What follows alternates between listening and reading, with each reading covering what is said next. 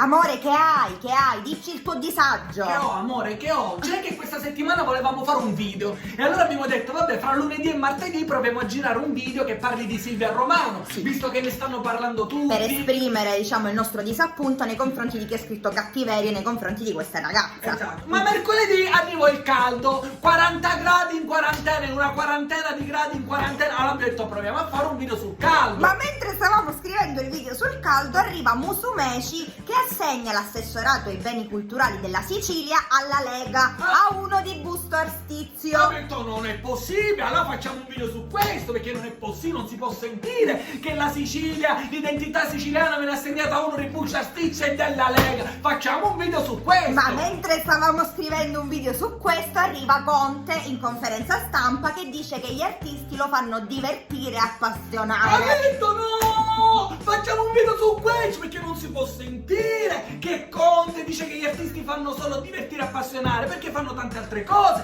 fanno cose belle, ci fanno emozionare, Fanno c'è cultura.